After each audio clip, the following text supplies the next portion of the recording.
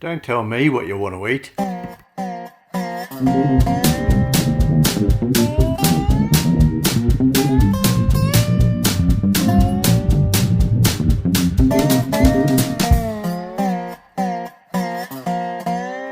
Get what you're given, yeah.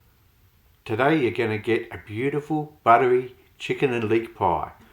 Alright, this serving's going to serve about 4 people. Okay, so let's start with the ingredients. What you'll need is 2 chicken breast fillets, 2 chicken thigh fillets, 3 leeks, a couple of shallots, a punnet of mushrooms. I use button mushrooms, you can use any mushrooms though, a couple of sprigs of thyme, a small clump of oregano, 2 crushed garlic cloves, 50 grams of flour. We're going to need some butter, just get a whole block because we're going to be using it through the cooking process. Also need 2 cups of milk, some Parmesan cheese, about a tablespoon, a pinch of ground nutmeg. You can also grab some chilli if you want it hot. We can put some chilli in. And lastly, we're also going to need some puff pastry sheets. Oh, and 1 egg. So, preparation. Okay, so starting off, I accidentally forgot to video a little bit of my prep, but all I did was chop up my leeks and my oregano and thyme. So I've chopped up the oregano, which you can see, and the leeks there, I've just sliced them up, discarding most of the dark green part of the leek. I'm just going to chop up these shallots. As you can see, I can do it very, very quickly with the help of all this video technology. Once the shallots have been diced up, we're going to add those into the bowl with the leeks for later use. Now we're going to just slice up our mushrooms. So you may buy pre-sliced ones, whether you do that or I've just got button mushrooms. I'm just going to cut them in half and put them in a separate bowl as well. The reason that I'll make up all my prep first is basically to make sure that I haven't missed any steps, but also we're actually going to be building our pie. We're going to build the filling. So first we're going to be making our roux, then we're going to make our bechamel, and then we're going to be preparing our filling, and we're going to slowly build everything on top of each other to make our filling. So it's better to have all the prep ready to go once the bechamel is made. Next we're going to slice up our chicken. I like to slice them lengthways, probably about 1.5 centimeters apart. That's about 1/2 inch apart. And then once I've cut them in lengthways, then I'll cut them in half again. So you've got decent sized chunks there. Once I've got all my chicken again into a separate bowl, then I also season that with salt and pepper, and then I set it aside for later use. Alright, now we've got our core ingredient prep. We've got our button mushrooms, we've got our chicken fillets, which are seasoned with salt and pepper. We've got our leeks and our shallots, which are mixed together, and we've also got our herbs. So we've got our oregano and also our thyme there. Now, next thing we're ready to do is start the roux. The roux is essentially a thickening agent.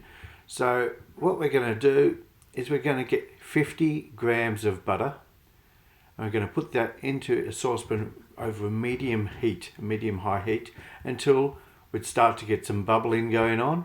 Once all the butter's melted and it's bubbling, okay, nearly there, yep. Then we're going to add 50 grams, so the same amount again, in flour.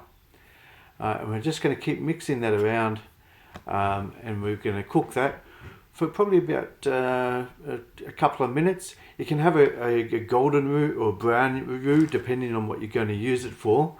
As we're going to be using it in a bechamel, which is a light sauce, we're only going to cook it for 2 minutes because we want it to be a golden roux.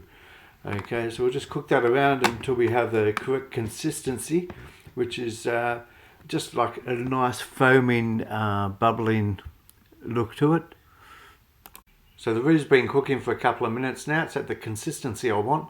And now we're ready to crack on with the bechamel sauce. Okay.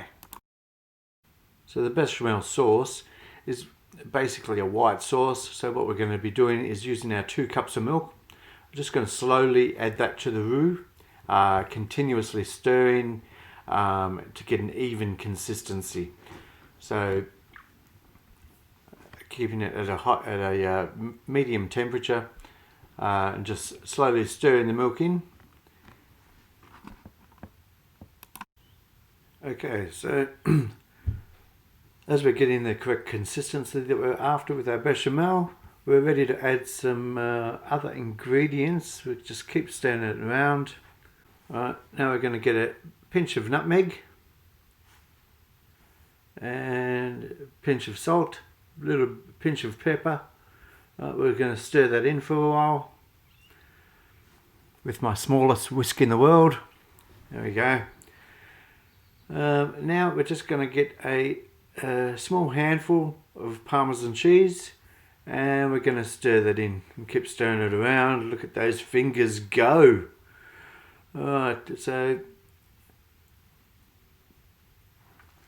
once everything is stirred in, you should have a nice consistency here. And the correct consistency that you should have, if you get the just like a normal spoon, dip the spoon in and it should just be sticking just to the back of the spoon, just like that, and dripping off. So once you're there, just get our pot. We're going to just move our bechamel aside for a minute, and now we're going to get cracking on our other elements. So bring a fry pan up to a medium-high temperature. Just get some butter in there, get that melting down. Using probably about 20 grams or so of butter. Once that's melted down, and we're going to add a bit of oil to that. When you add oil to butter in the pan, it stops the butter from actually burning. So that's the reason I like to do that. And once that's bubbling down, we'll add our leek and shallots. And we're just going to cook those. We're just going to clarify them off and soften them up nicely. While that's going, I'll just prepare my garlic cloves. We'll just give that an occasional stir, just to make sure that we don't want the actual leek or shallots burning, so we need to keep tossing it just so we can pretty much clarify it, as I was saying earlier. Once that's pretty much done, it should take maybe 3 or 4 minutes. Then we're going to add our thyme and oregano. Okay, and leave it for a couple more minutes, just softening it up. Now we're going to add our crushed garlic, 2 cloves. Garlic burns very easily, that's why I do it right at the end there. So we really don't want the garlic. We don't want any bitterness in this flavour at all. All right, and keep. Once it's all melded in, you'll start to get the nice smells and aromatics from the herbs. Then we can add that to our bechamel, and we'll give that a bit of a swizzle around. You can't really see. There we go. Alright, so now we're starting to build our bechamel, as you can see there. Alright, now next stage, clean our pan off for the next step. Okay, so next step, we're going to be browning off our chicken. So we need to do this in batches because we want a really nice golden brown finish on the chicken. If you put too much chicken in at the same time, what you'll find is it doesn't get a nice golden brown finish to it. So we'll just do it in a couple of small batches. We want to keep the pan hot. At this time, we're also going to be turning back on our bechamel sauce on just a very, very low heat. Okay, we're just going to be golden brown in the chicken, keeping a little bit raw in the middle as well, because that will finish cooking in not only in the sauce, but also when it goes into the oven as a pie. So we're just browning that off now. Once it's looking good, then we'll transfer that in, and we'll do that a couple of times till we've done all our chicken. Okay, now we're down to our final element, which is the mushrooms. So we're just going to get 20 grams of butter again over a medium-high heat. Add some oil, get that nice and foaming, bubbling, and we're going to add our mushrooms. We're just going to be continually tossing those over in the pan until they get a nice golden brown colour over them. They don't have to be overly cooked. We're going to be finishing the cook in the actual filling sauce, which is bubbling around at the back. So we're just continually giving our sauce a bit of a stir around, tossing our mushrooms.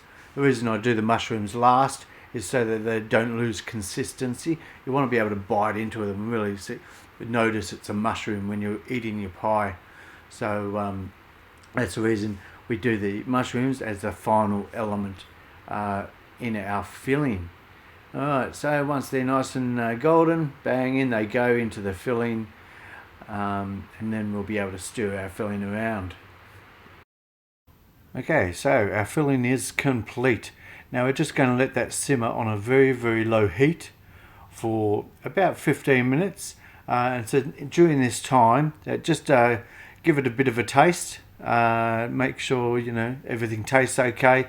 The flavours will be there. You may, coming down to your personal taste, you may decide it needs a little bit of salt or pepper. It's at this time you'd add in the chili if you want to give it some heat.